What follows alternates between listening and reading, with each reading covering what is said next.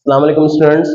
आज जो हम जिस चैप्टर को स्टार्ट करने वाले हैं उस चैप्टर का नाम करंट इलेक्ट्रिसिटी इंटर फिजिक्स का ये हमारे पास थर्ड चैप्टर है जिसका नाम करंट इलेक्ट्रिसिटी है।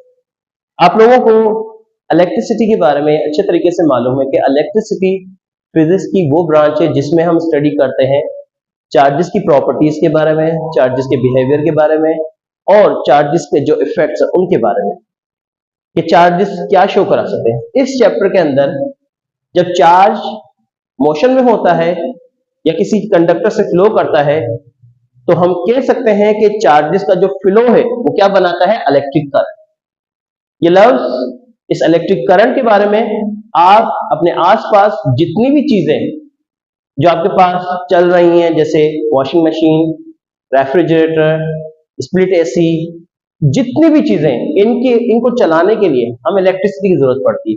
और इलेक्ट्रिसिटी में जो बेसिक चीज हम स्टडी करते हैं उसे हम एज एन इलेक्ट्रिक करंट कहते हैं। इलेक्ट्रिक करंट जब भी पढ़ा जाता है कि इलेक्ट्रिक करंट है क्या चीज, इलेक्ट्रिक करंट को अगर हम डिफाइन करें तो असल में किसी भी कंडक्टर के क्रॉस सेक्शन एरिया में से इलेक्ट्रॉन्स, इन फ्री इलेक्ट्रॉन्स का पास होना। याद रखना, हम ये कह सकते हैं the flow of charges through a cross section of conductor is called electric current। But ये चीज आपको मेंशन कर दूं कि चार्जेस का फ्लो तो होगा पर यूनिट टाइम के साथ, तो इसको हम कहेंगे the rate of flow of charges through a cross section of conductor, cross section of a conductor is called electric current. Electric current को हम जिस सिंबल से डिनोट करते हैं उसे आई कहते हैं और Q जो चार्जेस यहां से फ्लो कर रहे हैं और T कितने टाइम के अंदर। अगर एक सेकंड में किसी भी कंडक्टर में से चार्जेस फ्लो कर रहे हैं तो जो चीज, जो फिजिकल क्वांटिटी हमारे सामने आती है उसे हम इलेक्ट्रिक करंट कहते हैं। आप जिन चार्जेस की बात कर रहे हैं बेसिकली ये जो चार्ज होता है जो कंडक्टर से फ्लो कर रहा है, ये charge n times of electron के बराबर है। n टाइम्स का मतलब है कि n means number of electrons, m means number of electron, तो E m इंटू E, जबकि E की वैल्यू होती है 1.6 इंटू 10⁻⁻19 कूलम, ये आपको मालूम है। अगर हम करंट के बारे में ये देखें तो करंट आपके पास इसका जो यूनिट होता है इसका यूनिट एम्पेयर होता है। जैसा कि आप लोग जानते हो कि 1 एम्पेयर बराबर है कूलम पर सेकेंड के, या हम कह सकते हैं कि 1 एम्पेयर बराबर है कूलम पर सेकंड के, जिसको हम इस तरह से मेंशन कर सकते हैं। आप लोगों को यह बता दिया जाता है कि डायमेंशन ऑफ करंट बेसिकली आपके पास क्या है, ए। जो करंट की डायमेंशन होती है वो ए होती है। करंट एक स्केलर क्वांटिटी है, इसकी कोई डायरेक्शन नहीं है। करंट के बारे में आप अच्छे तरीके से जानते हैं कि करंट एक फंडामेंटल क्वांटिटी है, क्योंकि आपने पढ़ा होगा कि देयर आर 7 फंडामेंटल क्वांटिटीज। आपके पास फिजिक्स में 7 फंडामेंटल क्वांटिटीज होती हैं, लेंथ, मास, टाइम, इलेक्ट्रिक करंट। तो इलेक्ट्रिक करंट उन्हीं में से कोई एक क्वांटिटी है जिसे हम डिनोट करते हैं आपके पास आई से, और खुद ये एक फंडामेंटल क्वांटिटी है। जब आप किसी सर्किट में किसी बल्ब को अटैच करते हो तो याद रखना उस सर्किट में दो तरह का करंट फ्लो कर रहा होता है। एक तो करंट होता है एसी डीसी। मैं एसी डीसी की बात नहीं कर रहा, मैं ये कहना चाहता हूं कि कंडक्टर अगर किसी सर्किट को बैटरी से कनेक्ट कर दिया जाए, बैटरी के दो टर्मिनल होते हैं, प्लस और दूसरा होता है माइनस। ये आपकी एक सर्किट है और इसमें मैंने एक बल्ब को अटैच कर दिया है। आपने अक्सर देखा होगा कि इसमें जो बड़ा टर्मिनल होता है इसे हायर पोटेंशियल कहते हैं, जिसे पॉजिटिव टर्मिनल, और जो छोटा टर्मिनल होता है इसे कहते हैं नेगेटिव पोटेंशियल या लोअर पोटेंशियल कहते हैं। ये बता देना चाहता हूं कि ये सर्किट इस वक्त क्लोज सर्किट है, और क्लोज सर्किट वो सर्किट होता है जिसमें करंट फ्लो करता है। जब इसमें से करंट फ्लो करेगा, कहा जाता है कि जो करंट बैटरी के पॉजिटिव टर्मिनल से होता हुआ नेगेटिव टर्मिनल की तरफ जाए उस करंट को कन्वेंशनल करंट कहते हैं, ये आपके पास। और अगर जो current negative to positive terminal की तरफ जाए या लोअर पोटेंशियल से हायर पोटेंशियल की तरफ जाए उसे इलेक्ट्रॉनिक करंट कहा जाता है। आप इसकी डेफिनेशन को यूं कह सकते हो, the flow of charges flow of charges from the positive terminal of a battery to the negative terminal, that is called conventional current. And current flow of charges from the negative terminal to the positive terminal, that is called electronic current. अब यहां वजह यह बनती है कि sir आपके पास conductor के अंदर हमेशा किसी भी सर्किट की बात करते हैं तो जो करंट ट्रेवल करता है वो असल में फ्लो ऑफ इलेक्ट्रॉन को कहा जाता है। बट ये बता देना चाहता हूं कि there is a old belief कि कहा जाता था कि चार्जेस का जो फ्लो होता है वो पॉजिटिव टू नेगेटिव की तरफ होता है। ये जो पॉजिटिव चार्जेस है हम इसे कन्वेंशनल करंट या इमेजिनरी फ्लो ऑफ चार्जेस हम कह सकते हैं। मतलब कि पॉजिटिव चार्जेस का flow from positive to negative terminal. इस हिसाब से हम यूं कह सकते हैं कि पॉजिटिव को हम हायर पोटेंशियल और नेगेटिव को लोअर पोटेंशियल। इसी एग्जांपल आपको यूं बता देना चाहता हूं कि आप ये यकीन रखते हैं कि पानी जब भी फ्लो करता है, मैं पानी को अगर आपको बताऊं कि एक हायर लेवल से लोअर लेवल की तरफ आता है, तो कभी आपने देखा होगा कि जो हायर लेवल होती है वहां से ट्रेवल करता हुआ लोअर लेवल की तरफ आता है, क्योंकि यहां पर एल्टीट्यूड ज्यादा है और यहां पर एल्टीट्यूड क्या है, कम है। इसी तरह टेम्परेचर की बात करते हैं तो टेम्परेचर हमेशा हीट जो फ्लो करती है आपके पास हॉट बॉडी से कोल्ड बॉडी की तरफ। तो इसी तरीके से ट्रेडिशनली कहा जा रहा था कि आपके पास जो पॉजिटिव टर्मिनल होता है वो हायर पोटेंशियल होता है, जैसे पानी हायर लेवल से लोअर लेवल पर आता है, पॉजिटिव टर्मिनल एक हायर पोटेंशियल है और नेगेटिव टर्मिनल एक लोअर पोटेंशियल है। तो इसी तरह से जिस तरह से पानी का flow higher level to lower level पे आता है, इसी तरह से चार्ज जो करंट फ्लो करता है वो भी हमेशा पॉजिटिव से नेगेटिव की तरफ ट्रेवल करता है। तो इसीलिए हम कह सकते हैं conventional current.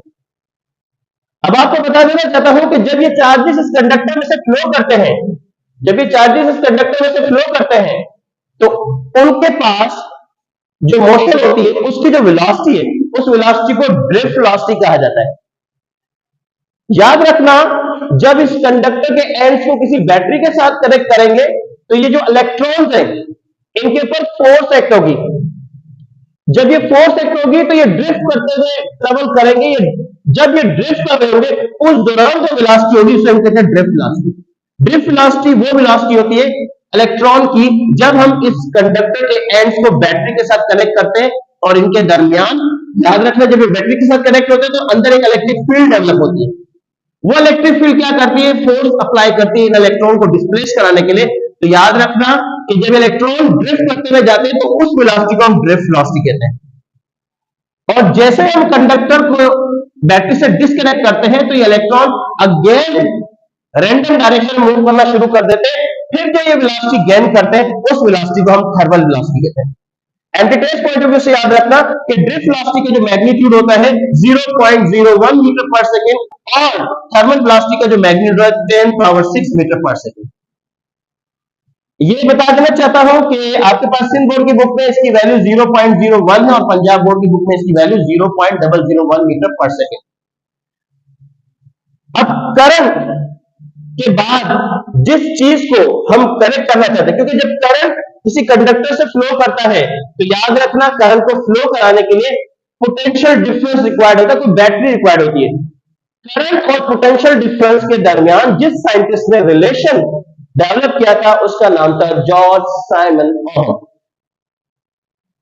George Simon ohm, इसमें ओहम्स लॉ दिया जाता है। ओहम्स लॉ में यह बताया जाता है कि आपके पास जब भी कभी किसी भी कंडक्टर में से करंट पास होगा, electric current passes through a conductor is directly proportional to the potential difference across its end या इट्स टर्मिनल।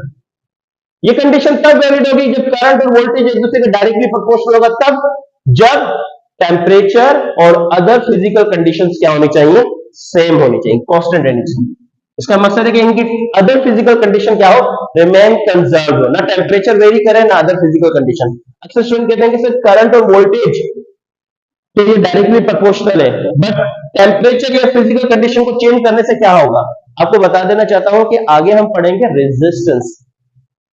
जब ओम्स लॉ की इक्वेशन बनती है V = IR, तो इसमें R एक फैक्टर आता है जिससे हम रेजिस्टेंस कहते हैं। और रेजिस्टेंस वो प्रॉपर्टी है मटेरियल की जो चार्जेस के फ्लो को अपोज करती है। तो जब आप ओम्स लॉ को स्टडी करते हैं तो रेजिस्टेंस का कांस्टेंट होना लाजमी है। अगर रेजिस्टेंस कांस्टेंट है तो ओम्स लॉ वैलिड है और ओम्स लॉ अप्लाई हो रहा है। अगर रेजिस्टेंस वेरिएबल है, बार बार वेरी कर रही है, तो उसमें ओम्स लॉ अप्लाई नहीं होता। ये पॉइंट मैं आपको बताना चाहता हूं कि रेजिस्टेंस का कांस्टेंट, और रेजिस्टेंस वेरी कर सकती है किस कंडीशन से, या तो टेम्परेचर के चेंज होने से, या तो लेंथ और एरिया के चेंज होने से। ये इसकी फिजिकल कंडीशन हो गई। अगर आप रेजिस्टेंस को वेरी कर दें, रेजिस्टेंस भी वेरी हो सकती है by changing the temperature, by changing the length and area, तो आपकी रेजिस्टेंस वेरी हो जाएगी। और आपकी रेजिस्टेंस जब वेरी होगी तो उन कंडक्टर्स को हम नाम देंगे, that is called non ohmic conductors. ये पॉइंट मैं आपको बता दूं, नॉन ओहमिक कंडक्टर्स वो कंडक्टर्स होते हैं जो ओम्स लॉ को ओबे नहीं करते। और ये क्यों ओबे नहीं करते? क्योंकि इनकी रेजिस्टेंस वेरिएबल होती है।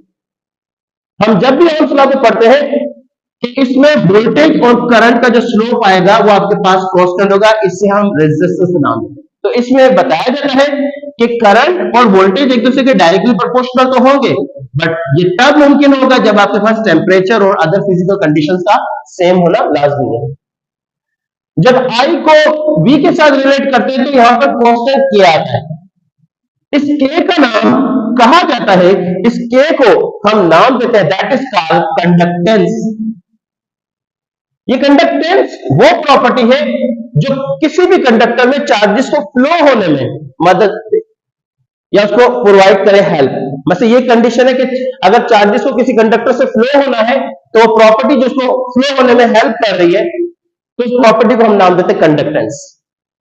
और अगर कोई ऐसी प्रॉपर्टी चार्जेस के फ्लो को अपोज करे तो उसे कहते हैं रेजिस्टेंस। इसका मकसद अगर आप थिंक करें, कंडक्टेंस और रेजिस्टेंस एक दूसरे के इनवर्स, एक दूसरे के रेसिप्रोकल है। आप इसे इन्वर्स कर सकते हैं। कैसे? आप इस k को यहां मल्टीप्लाई कर रहे हो, वो टर्म यहां पर आकर डिवाइड करेगी तो ये 1/k बनेगा। द रेसिप्रोकल ऑफ कंडक्टेंस, आपको बता दिया जाएगा कि the reciprocal of conductance, conductance का जो रेसिप्रोकल होता है वो आपको रेजिस्टेंस प्रोवाइड करता है। तो हम यहां पर 1/k को हटाकर r लिखेंगे, that is the final equation of v is equal to IR। ये ओम्स लॉ की इक्वेशन है। आपके सामने ये ग्राफ जो बना हुआ है कि इसमें R जो है वो रेशियो बनेगा वोल्टेज और करंट का। आप ये कह सकते हैं कि R बराबर है V अपॉन I के, तो रेजिस्टेंस क्या हुई? कांस्टेंट। मैथमेटिकली अगर इस वोल्टेज करंट का अगर स्लोप लें, वोल्टेज और करंट का स्लोप लें, जो क्वांटिटी हमारे सामने आएगी उससे हम रेजिस्टेंस कहते हैं। तो slope of voltage in current आपको जो प्रोवाइड करेगा, जो ग्राफ, वो आपको क्या प्रोवाइड करेगा? रेजिस्टेंस, रेजिस्टेंस प्रोवाइड करेगा। अगर करंट और वोल्टेज का ग्राफ होता तो जो टर्म आपको प्रोवाइड होती वो आपके पास क्या होती? कंडक्टेंस प्रोवाइड होती। तो ये आपके सामने टेस्ट में एमसीक्यू आ सकता है कि slope of current end voltage graph represent करता है कंडक्टेंस, और slope of voltage and current graph आपको रिप्रेजेंट करता है रेजिस्टेंस। ये बात आपको बता देना चाहता हूं कि रेसिप्रोकल ऑफ रेजिस्टेंस आपको कंडक्टेंस दी जाती है और रेसिप्रोकल ऑफ कंडक्टेंस आपको रेजिस्टेंस मिलेगी। तो कंडक्टेंस की डेफिनेशन क्या है? आप ये कह सकते हो वो प्रॉपर्टी जो चार्जेस की फ्लो में हेल्प करे, चार्जेस को फ्लो कराए, जो चार्जेस को फ्लो करने में हेल्प करे, उस प्रॉपर्टी को हम नाम देते हैं कंडक्टेंस। अब आपको यह बता देना चाहता हूं कि कुछ ऐसे कंडक्टर्स होते हैं जो ओम्स लॉ को ओबे करते हैं और कुछ ऐसे होते हैं जो ओबे नहीं करते।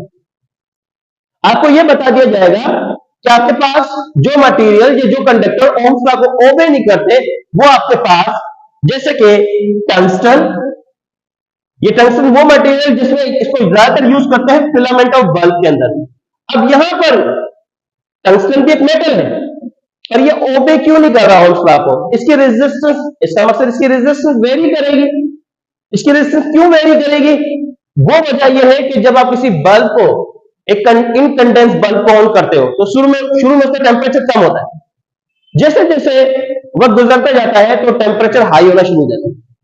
एक टाइम के बाद अब वोल्टेज जितने भी रेज करेंगे तो करंट भी रेज होता जाएगा, पर एक टाइम के बाद इनके दरमियान जो ग्राफ है पहले लीनियरली इंक्रीज होगा, फिर इसके दरमियान ग्राफ कर्व हो जाएगा। क्योंकि ये ग्राफ आपको जाहिर कर रहा है कि करंट और वोल्टेज का जो ग्राफ बनता है वो आपके पास कर्व बनना शुरू हो जाएगा, क्योंकि हाई टेम्परेचर की वजह से रेजिस्टेंस में वेरिएशन आना शुरू हो जाएगी, और वो वेरिएशन बेसिकली आपको जाहिर कर रही है कि ओम्स लॉ इस पे अप्लाई नहीं होगा, उसका ग्राफ नॉन लीनियर हो जाएगा। सिमिलरली सेमीकंडक्टर डायोड का भी ग्राफ अगर आप देखें तो ये भी एक नॉन लीनियर ग्राफ होता है। ये आपके पास यूज होते हैं, जैसे सेमीकंडक्टर, ये आपके पास वो मटेरियल होते हैं जिनमें से करंट पास हो और वोल्टेज पास हो, वोल्टेज में करंट पास हो, तो ये ग्राफ इसका तब भी स्ट्रेट लाइन नहीं बनता। तो हम कह सकते हैं सेमीकंडक्टर डायोड भी ओम्स लॉ को ओबे नहीं करता। एक और डिवाइस जिसे हम थर्मिस्टर कहते हैं। थर्मिस्टर बेसिकली एक ऐसा रेजिस्टर है जो डिपेंड करता है टेम्परेचर पे। जब टेम्परेचर हाई होता है तो अपनी रेजिस्टेंस को लो कर देता है, और जब टेम्परेचर लो होता है तो अपनी रेजिस्टेंस को हाई कर देता है। ये आपके पास टेम्परेचर सेंसिटिव रेजिस्टर होता है, इसे हम थर्मिस्टर कहते हैं। ये भी आपके पास ओम्स लॉ को ओबे नहीं करता।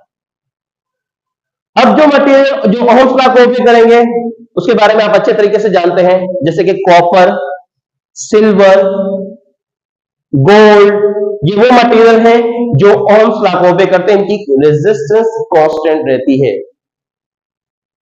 अब रेजिस्टेंस के बारे में पढ़ते हैं। रेजिस्टेंस क्या है? रेजिस्टेंस वो प्रॉपर्टी मटेरियल की जो चार्जेस के फ्लो को अपोज करे। रेजिस्टेंस को डिटरमाइन करना चाहते हो तो वोल्टेज को करंट से डिवाइड कर दो तो आपको रेजिस्टेंस मिल जाएगा। रेजिस्टेंस का वैसे तो यूनिट देखा जाए ऐसा यूनिट ओहम होता है, और ये बता दिया जाता है कि जो 1 ओहम होता है बराबर है वोल्ट पर एम्पेयर के। आप इसे कह सकते हो कि 1 ओहम किसके बराबर है? That is equal two volt per ampere.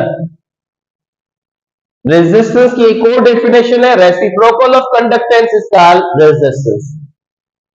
जिस तरह से रेजिस्टेंस का यूनिट ओहम है तो कंडक्टेंस का यूनिट ओहम को आप इन्वर्स करके लिख दें तो MHO मोह इसका यूनिट बन जाएगा, जिसे ओहम इन्वर्स भी कह सकते हैं।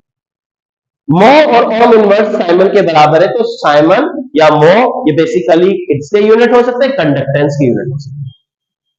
ये तो हमारे पास रेजिस्टेंस के बारे में। अब रेजिस्टेंस किन किन फैक्टर्स पे डिपेंड करती है और इसमें कौन कौन सी चीजें, तो हम ये कह सकते हैं कि रेजिस्टेंस को पढ़ने से पहले हमें टर्म समझनी होगी रेजिस्टिविटी। रेजिस्टिविटी एक तरह से जिसे हम स्पेसिफिक रेजिस्टेंस कहते हैं। स्पेसिफिक रेजिस्टेंस, जैसे कि आपको बता दूं कि वैसे तो हमारे पास एक वायर है 100 मीटर लॉन्ग, उसका एरिया कुछ भी हो सकता है। अगर हम उसकी रेजिस्टेंस कैलकुलेट करना चाहते हैं तो वो हम कैलकुलेट कर सकते हैं बाय यूजिंग दिस फार्मूला, ये बता दूं। बट एक चीज बता दूं कि इसमें एक फैक्टर हमेशा कांस्टेंट रहेगा, ये है स्पेसिफिक रेजिस्टेंस। इसका मकसद है कि ये क्या चीज है, इसे रेजिस्टिविटी कहते हैं। और रेजिस्टिविटी कौन सा फैक्टर होता है? हम ये कह सकते हैं कि रेजिस्टिविटी को हम डिफाइन कर सकते हैं कि अगर मैं कॉपर वायर की यूनिट लेंथ उठाऊं, मैं कॉपर यूनिट लेंथ उठाऊं और यूनिट एरिया उठाऊं, कॉपर की लेंथ भी यूनिट हो और एरिया भी यूनिट हो, इसको भी 1 कर दो, इसको भी 1 कर दो, जो टर्म आपके सामने आएगी वो आर आएगी।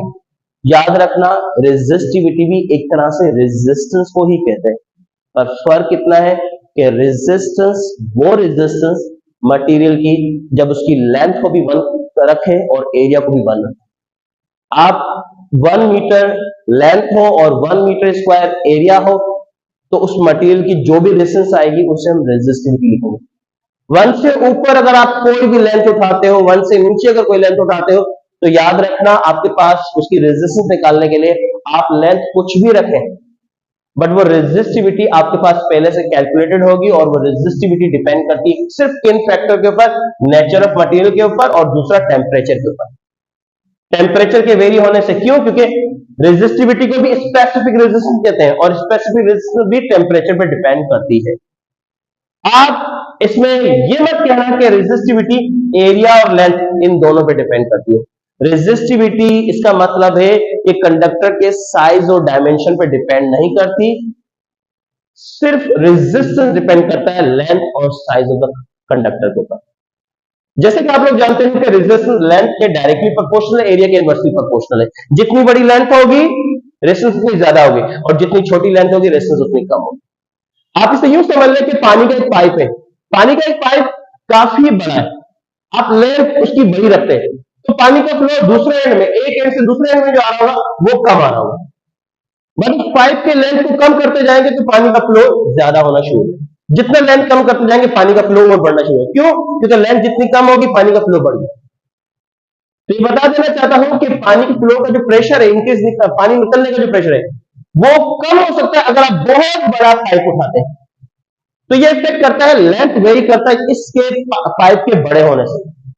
आप ये कहते हैं कि सर अगर पाइप का एरिया, एरिया क्रॉस सेक्शन, अगर आप पानी पाइप आपके पास उसकी कोई भी लेंथ हो सकती हो, अगर उसकी लेंथ को कांस्टेंट रखें, हाँ अगर हम उसके एरिया क्रॉस सेक्शन को बड़ा कर दें या छोटा करें, याद रखना जितना छोटा क्रॉस सेक्शन एरिया होगा उसमें से पानी का फ्लो कम होगा और जितना बड़ा क्रॉस सेक्शन एरिया होगा उसमें से पानी का फ्लो ज्यादा होगा। तो इसका मतलब है कि जितना बड़ा एरिया होगा उसमें रेजिस्टेंस आपको कम मिलेगी और जितना छोटा एरिया होगा उसमें रेजिस्टेंस आपको ज्यादा मिलेगी। तो ये दो एग्जांपल्स अगर आपको समझ में आ गए तो ये टॉपिक आपको, ये वाली बात आपको समझ में आ जाएगी।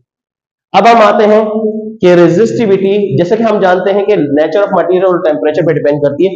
ये सिर्फ और सिर्फ अगर देखा जाए तो इसका यूनिट क्या होना चाहिए? इसका यूनिट है ओहम इंटू मीटर। रेजिस्टेंस का यूनिट ओहम होता है, एरिया का यूनिट मीटर स्क्वायर और ये मीटर, मीटर स्क्वायर से मीटर को कैंसिल करेंगे तो ओहम मीटर आपके पास यूनिट होगा। और anti test point of view से याद रखना, कभी आपके सामने एमसीक्यू में लिखा the SI unit of specific resistance, तो अब गलती से ओहम मत टिक करना क्योंकि स्पेसिफिक रेजिस्टेंस रेजिस्टिविटी का दूसरा नाम है जिसे हम मेजर करते हैं ओहम इंटू मीटर। तो ये आपको कंफ्यूज करने के लिए पूछा जा सकता है कि स्पेसिफिक रेजिस्टेंस का यूनिट ओहम है या ओहम इंटू मीटर है, तो आंसर होगा ohm into metre specific resistance, क्योंकि इसे हम रेजिस्टिविटी कहते हैं। रेजिस्टिविटी को हम डिफाइन करते हैं the resistance of material having unit length and unit area is called specific resistance, जिसे हम रेजिस्टिविटी भी कह सकते हैं। अब हम आते हैं रेजिस्टेंस की डिपेंडेंस लेंथ और एरिया पे। अब जो हम डिपेंडेंस देखना चाहते हैं वो हमारे पास टेम्परेचर। आप लोगों ने इंटर के हीट वाले चैप्टर में पढ़ा होगा कि रेजिस्टेंस भी एक थर्मोमेट्रिक प्रॉपर्टी है, ये भी टेम्परेचर के हिसाब से वेरी करती है। टेम्परेचर जितना आपके पास हाई होगा अगेन रेजिस्टेंस बढ़ना शुरू हो जाएगी और टेम्परेचर कम होता जाएगा रेजिस्टेंस कम होना शुरू हो जाएगी। ये बात आपको बता देना चाहता हूं कि आपके पास जब टेम्परेचर हाई होता है, जैसे जैसे टेम्परेचर इंक्रीज होता जाएगा इसकी रेजिस्टेंस में भी इंक्रीज आना शुरू हो जाएगा। आपके पास अगर देखें तो हम ये डिफाइन करते हैं कि चेंज इन रेजिस्टेंस, जो रेजिस्टेंस स्मॉल चेंज आता है, कभी भी हम किसी टेम्परेचर को बढ़ाएंगे तो जो स्मॉल चेंज आता है वो दो चीजों पर डिपेंड करता है। एक, इतना आपने टेम्परेचर बढ़ाया, दूसरा आपने रेजिस्टेंस, आपकी इनिशियल रेजिस्टेंस क्या है। रेजिस्टेंस आर नॉट, इसका मतलब है resistance of a conductor at 0 degree centigrade. आपने इनिशियल रेजिस्टेंस क्या उठाई है? अगर आपके पास initial resistance right 5 kilo ohm है तो उसमें इंक्रीज भी उस हिसाब से आएगा, और आपकी इनिशियल रेजिस्टेंस 5 मिली ओम है तो उसमें इंक्रीज भी उस हिसाब से आएगा।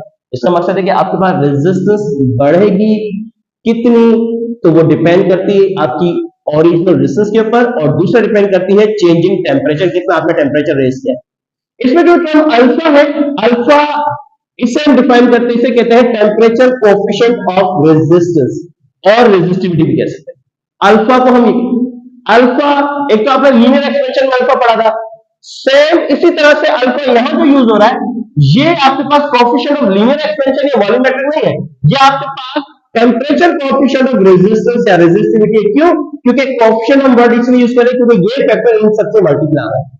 ये coefficient of temperature coefficient of resistance या रेजिस्टिविटी है, इसको हम डिफाइन करना चाहते हैं तो ये टर्म यहां मल्टीप्लाई करेंगे, यहां पर आकर क्या करेगी, डिवाइड करेगी। इसे रीड कर सकते हैं change in resistance per unit original resistance या resistance at 0 degree centigrade per kelvin rise in temperature, या fractional change in resistance per kelvin rise in temperature is called temperature coefficient of resistance या resistivity.